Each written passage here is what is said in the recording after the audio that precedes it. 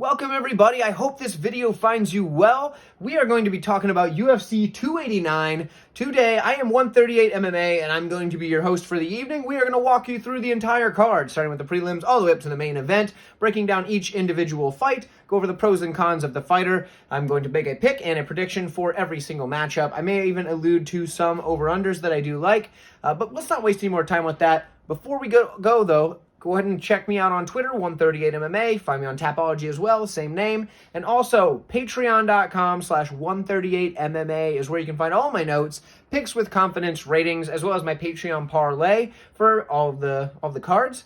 Lastly, over there, sometimes I throw out some extra fun stuff, some goodies. Maybe I actually know that I'm cooking up some PFL stuff to put up there. But other than that, find all the basics here on YouTube. No big deal. Follow me on Twitter, and let's go ahead and get right into these fights, shall we? Ladies and gentlemen, boys and girls, children of all ages, one day proudly brings to you the hottest race in the world.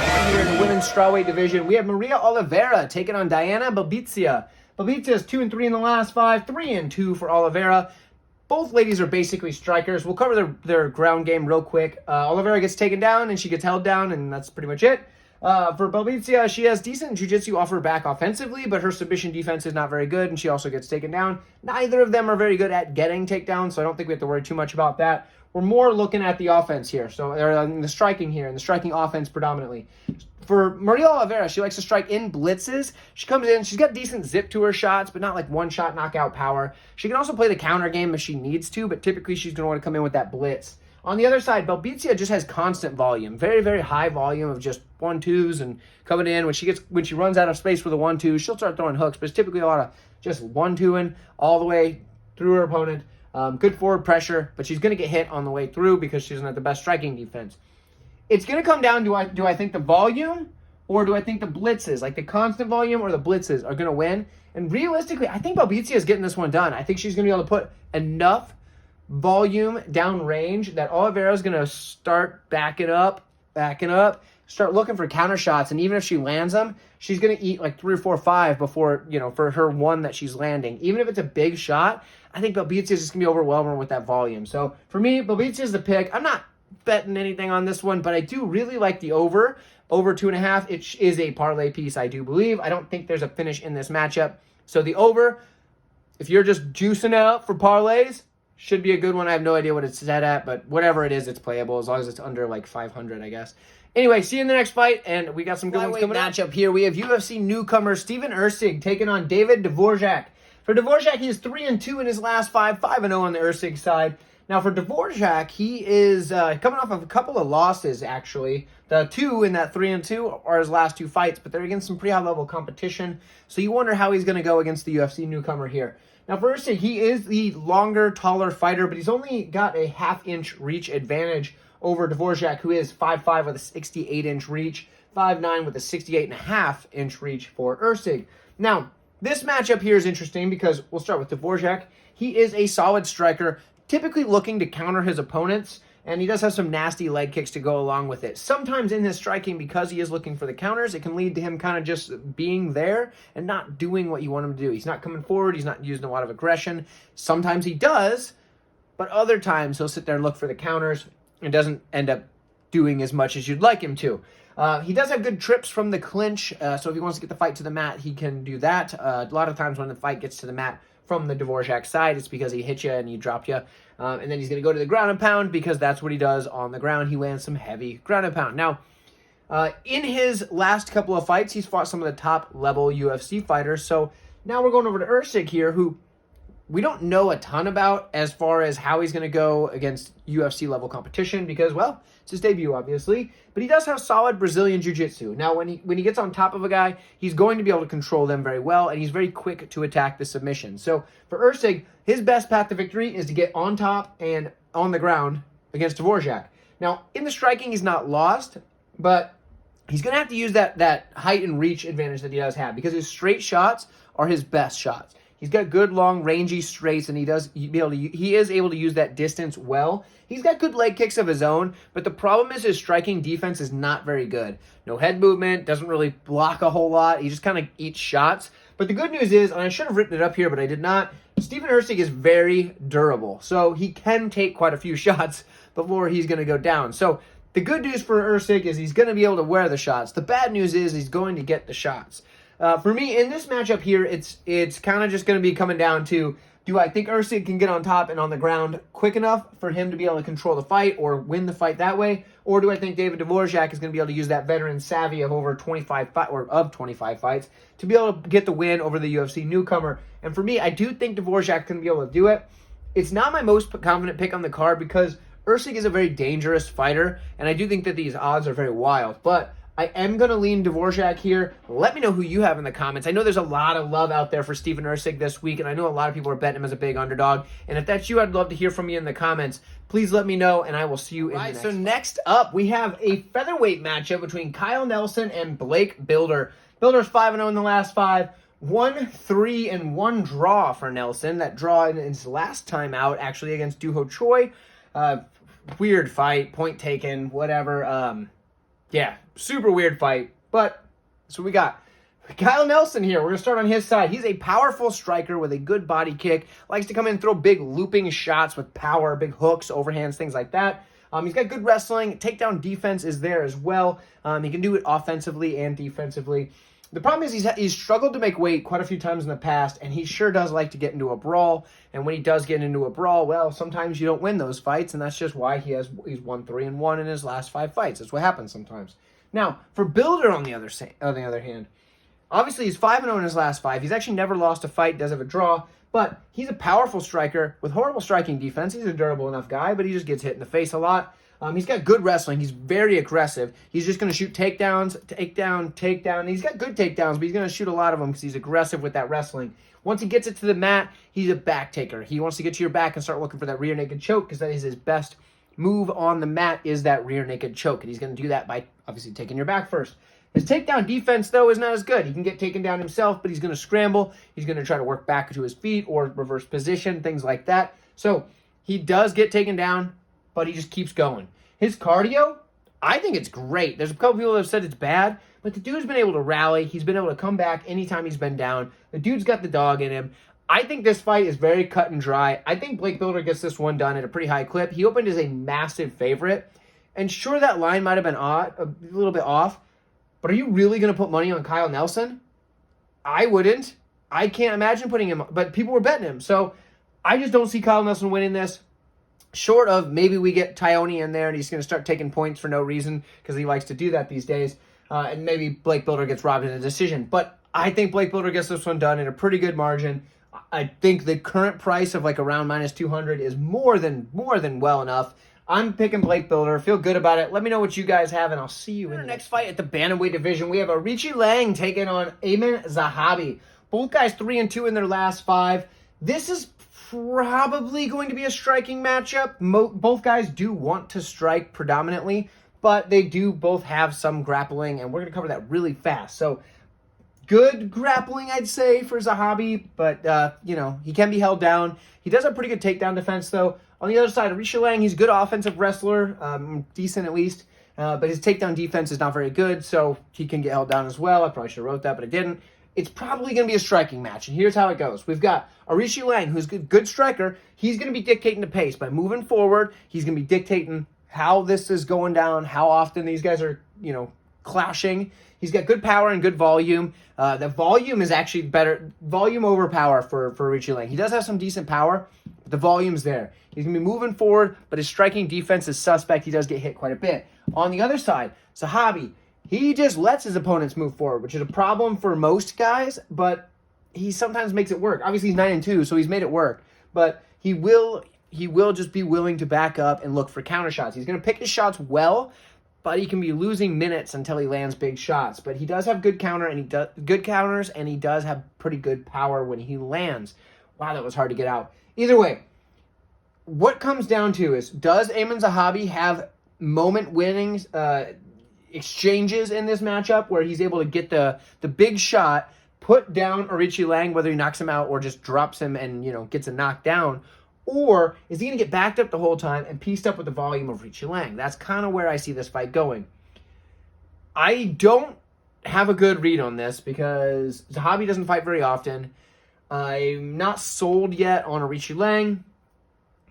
It's hard to say, but that striking defense worries me a lot. So I'm going to just slightly lean Zahabi here, and I think he can either get a knockout somewhere in the fight or be able just to go backwards and, sure, he's losing until he's not and land enough knockdowns to then win a fight. Not to compare skills, but a similar thing to how Marlon Vera ended up beating Rob Font and still was outlanded by a pretty good clip.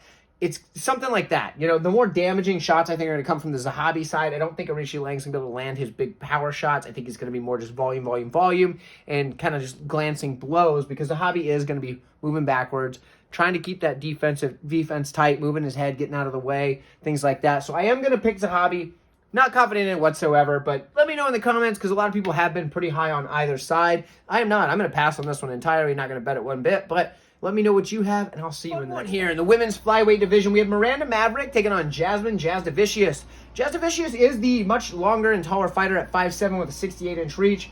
Maverick, 5'3" with a 65.5-inch reach, so the size disadvantage is there. Now, if you look at the 5-on-in, 4-1 for Jasudavicius, that loss being to Natalia Silva, and for whatever reason, Jasudavicius was being looked at as like not very good, whatever. Oh, she got wrecked by Natalia Silva. But we're now starting to see how good Natalia Silva really is, and I don't know why, but it just hasn't translated over to Jasudavicius getting the respect for doing okay in that matchup against someone who just looked like an absolute killer in her last matchup. Now, on the other side, Miranda Maverick's getting all the shine in the world because she's 3-2 in her last 5. Most people thought she beat Macy Barber, but she also lost Erin Blanchfield, and everybody's like, oh man, Erin Blanchfield's probably the best fighter in the flyweight division. I think she is. I think she's going to be the champion as soon as they give her the title fight, but that's just me. Miranda Maverick, though, is getting all the shine in the world because, that loss was to Erin Blanchfield. We know how good Erin Blanchfield is. But the same isn't being done for Jasudavicius, and she's a big underdog in this matchup. So we're going to break this part down and see if that holds up. Maybe she should be, or maybe she shouldn't be. We're going to find out. For Miranda Maverick, she's got good wrestling. She's got a very powerful double leg. I do like that a lot, and she is heavy on top. Once she gets on there, she's going to put her weight across your chest. She's going to work whatever she needs to from there, whether it be the ground and pound, or fish for that arm bar she has, because she does have a really sneaky arm bar that she's used off of her back or from the top. She can use that either way. In the regional scene, she was getting that arm bar quite a few times in her matchups. She can also use her wrestling to push someone up against the cage and start working takedowns from there, or just win some minutes. When it comes to striking for Miranda Maverick, she's fairly clean and polished, but she just kind of seems slow with her striking, and I don't mean to be like harsh on it. I don't think that's that's not the point I'm trying to get across. It's just slower than I feel like it should be. I'm not, like I said, I'm not saying she has good, it looks nice. It's clean. It just seems a little slow to me. I don't know. Whatever. Maybe I'm wrong. Let me know if in the comments if I'm wrong, if you think that her striking doesn't look slow. Maybe I was watching it at half speed. I'm just kidding. I don't think I was. For Jasudavicius, solid wrestling. She's got excellent top pressure. Her control is where it's at. If she gets on top of you, you're probably not getting back up. She's going to be able to control you on the mat the rest of the fight, or the rest of the round at least.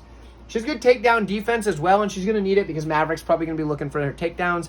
And in her matchups, she's shown good sub defense. So when fighters are looking for things like that armbar, for example, Jasudavicius is pretty good about fighting off submissions and just maintaining her control and winning minutes there and kind of doing a little damage, just enough to not get stood up, and kind of use the control as her main avenue to attack the victory. Now, she can do that against the cage or on the mat. So if she gets you up against the cage, she can control you there, or if she gets on top on the ground. Now, here's the thing. Her striking, very much unpolished. So doesn't look nice like Miranda Maverick's does, but she has a ton of forward pressure, and she'll just keep throwing those sloppy shots down there, and maybe they don't look the best sometimes, but they get the job done for closing the distance. In this matchup, she may want to just stay at range because she is so much longer, and she can probably land those shots from range, polished or not, unless she starts getting countered and kicked or whatever, things like that. Legs are typically longer than arms regardless, so there is that. But either way, she does have the cardio to do that for as long as necessary. So cardio advantage to Jasudavicius, but it's not like Maverick has horrible cardio, just throwing it out there. Cardio advantage for Jasudavicius. Both of these ladies are very physically strong, so I think that this is going to be a grappling matchup because that's their best weapon, and they're both going to try to kind of out-muscle each other in the matchup, and I think that's where it's going to come down to. For me, I do not understand why Jasudavicius is such a big underdog. And honestly, I think she's going to win this fight. I really do. I think Jasudavicius is a better wrestler. And I think if this comes down to being more of a wrestling/grappling style MMA fight, I think Jasudavicius should win. She was plus 240 last I saw. I've already bet her because I thought people were going to start betting a bunch of money on her when they realized, well, this line is stupid. But no, they have not. It sounds like the line's still around there. So Jasudavicius, I'm on her. I think she's winning this fight. I really do. I mean, she's not a lock, don't get me wrong. But at plus 240, I feel pretty good about that bet. Let me know what you guys think in the comments. But I haven't placed a ton of bets yet. But when I saw that, I had to jump on it because I think Jasudavicius gets this one done. The one rule I had to break, though, is because I do think the over is a really good bet here. I'm going to be parlaying the over. I don't like to bet fights that go to decision anymore because we know how horrible the judges are.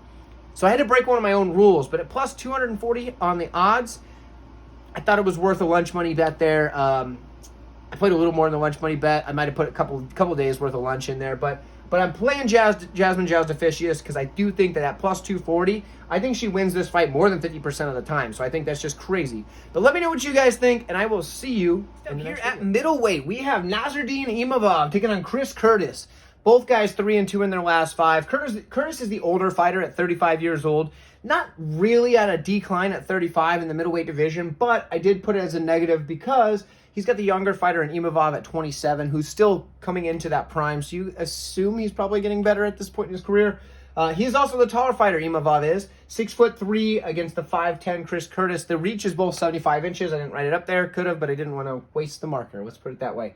This matchup is interesting to me for a couple of reasons. The first one is because Chris Curtis was just in the corner of Sean Strickland as he fought Nasruddin Imavov. So Curtis has a pretty good first-hand view of how that fight went down. He was there. He was giving advice, obviously, to his buddy, his teammate, Sean Strickland, in the matchup with Imavov, and Strickland did end up winning that matchup pretty impressively, actually. So Chris Curtis has some experience working against Imavov just for a different reason than a matchup. So obviously he was not coaching, but he was cornering, so he was there. Now this matchup here, he's got to do the fighting. So things are going to be a little bit different. But for Imavov, let's start on his side. He is a solid kickboxer with good footwork. He has good counter shots, and he's pretty accurate when he throws his punches and kicks, but more of his punches. He throws a lot more punches than he has kicks. However, his hands are kind of low because he likes to keep his hands low, come in, do his thing, get out, use that footwork rather than, that tight defensive shell.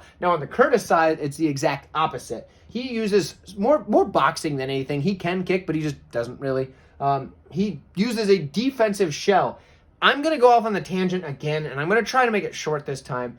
The people that are counting the strikes absorbed numbers for the UFC don't know what they're doing. They do not know what they're watching. They do not know how to determine whether a strike landed or if it hit somebody's arms.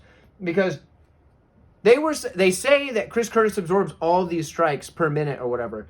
He's not absorbing all those strikes. A lot of them are hitting his arms.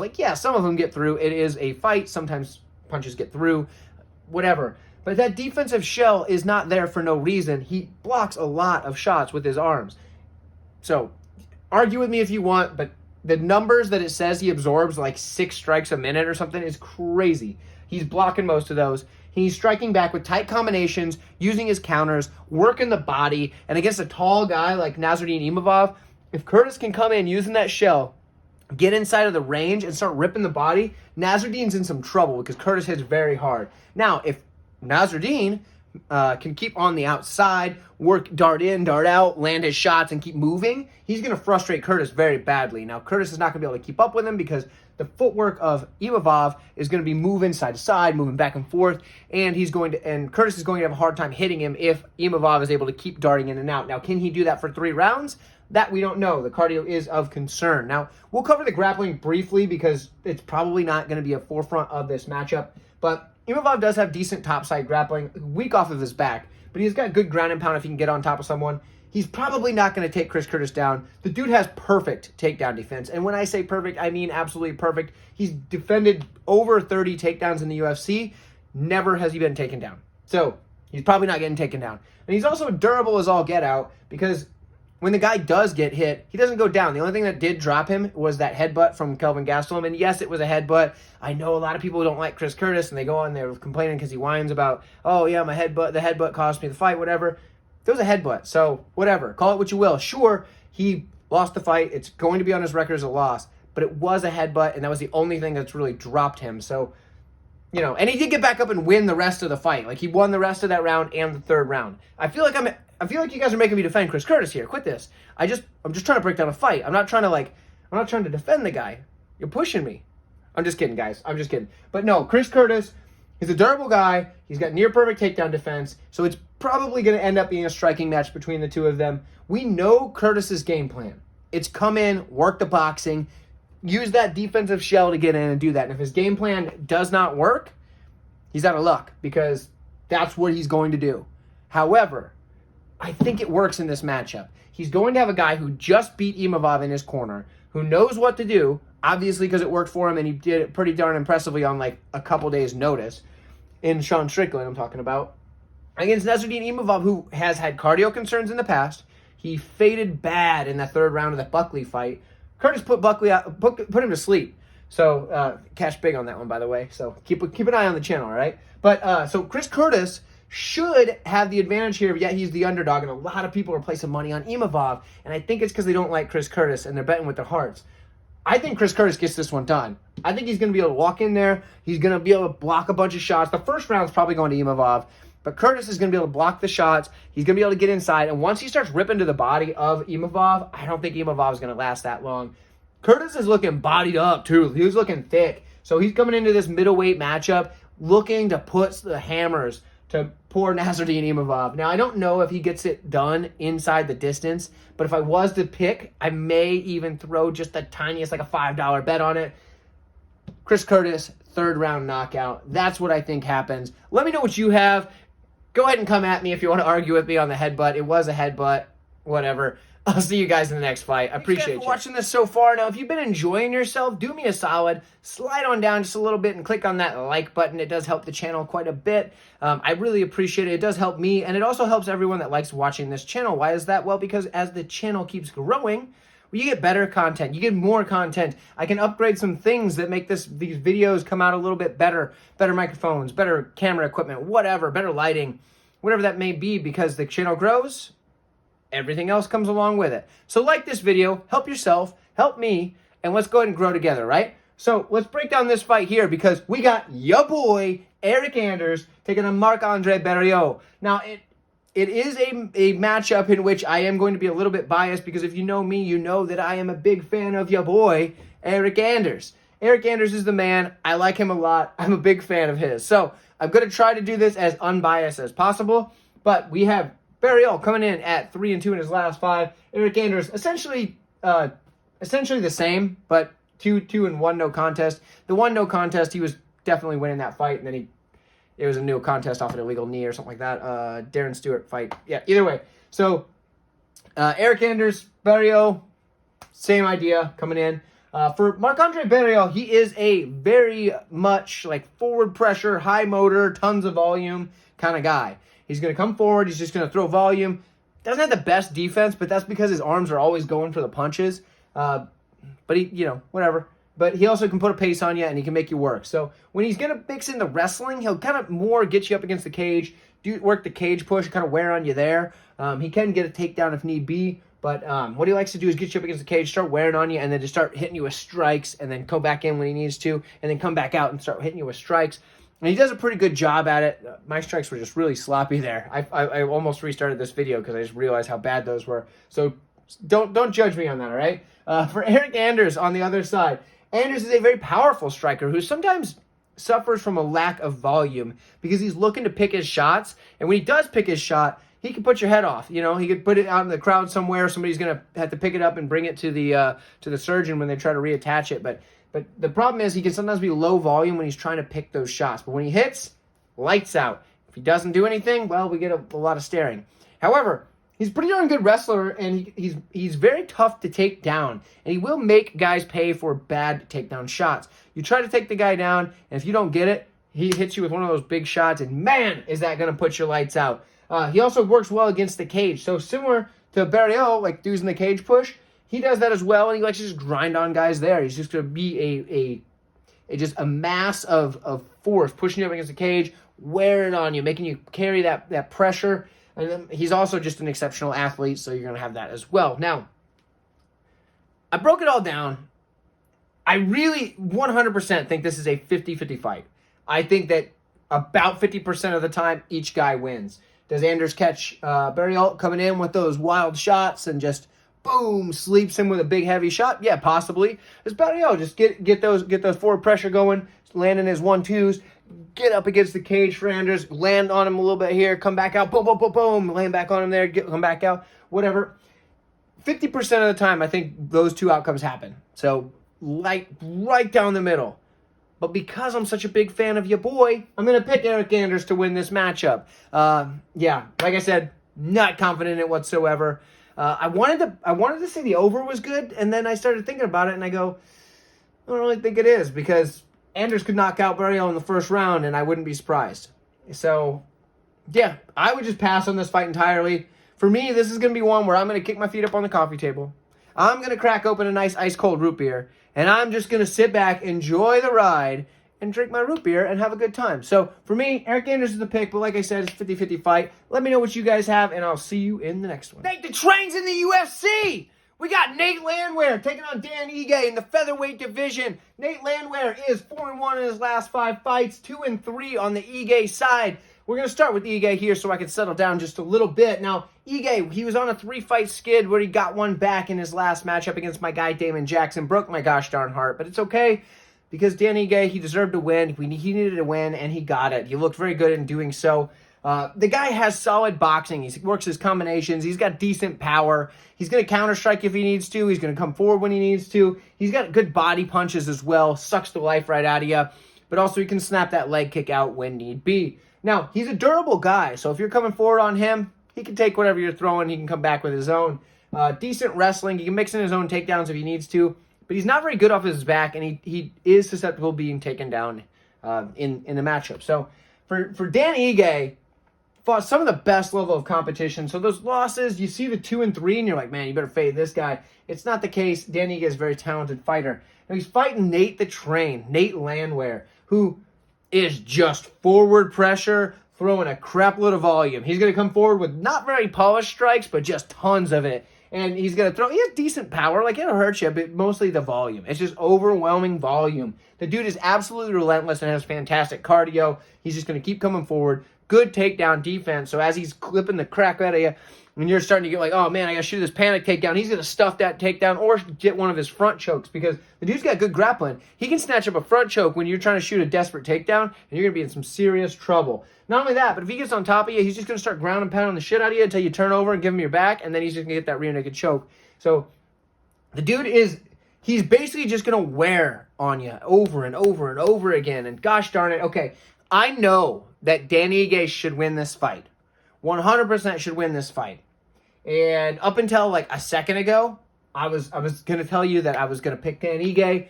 But gosh darn it, I want Nate the Train to win this fight. He's so exciting, he's fun, and I just can't in good conscience tell you otherwise. So I'm going to pick Nate the Train. I'm not going to bet it. But if you do want a nice sweaty bet that you're going to be worried about the whole darn time, but I think it might hit, it's the over.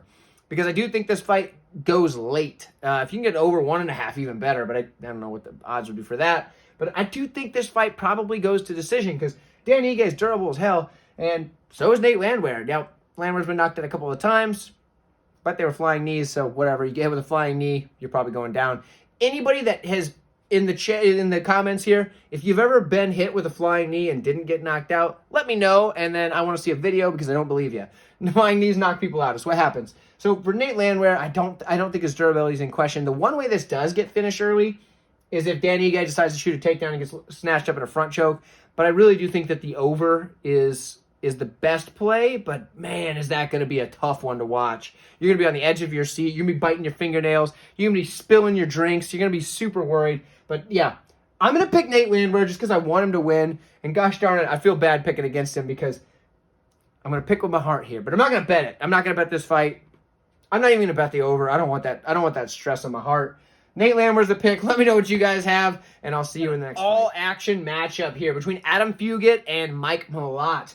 Malott is 5-0 in his last 5, 4-1 for the Fugitt side. With this welterweight matchup here, both guys are the same height, but the reach advantage is on the Fugitt side. He has a 77-inch reach as opposed to the 73 on Malott's side. Before we go too far, I want to say the under in this matchup doesn't matter whether it's 1.5, 2.5. Fight doesn't go to the decision, which is probably going to be juiced to the gills. Whatever the odds are, it's probably safe for parlays. This fight is probably ending in the first round because that's what Mike Malott does, and I'm pretty sure that Adam Fugitt is going to be a very willing dance partner for the salsa that they're going to be partaking in. So Adam Fugitt, let's start on his side. He has good Muay Thai, particularly his kicks, and the head kick even more so is the best of the kicks. So can work the legs, can work to the body, but that head kick is quick and it is deadly. He's a good counter striker as well, but his striking defense is kind of not that good. He has the guard up, but he still gets hit. I don't know, just not that good. But he's durable. He can weather the storm and he can strike back as well as work in the wrestling, where he likes to use a lot of slams or just kind of shoot a bunch of takedowns to try and get his opponent to the mat.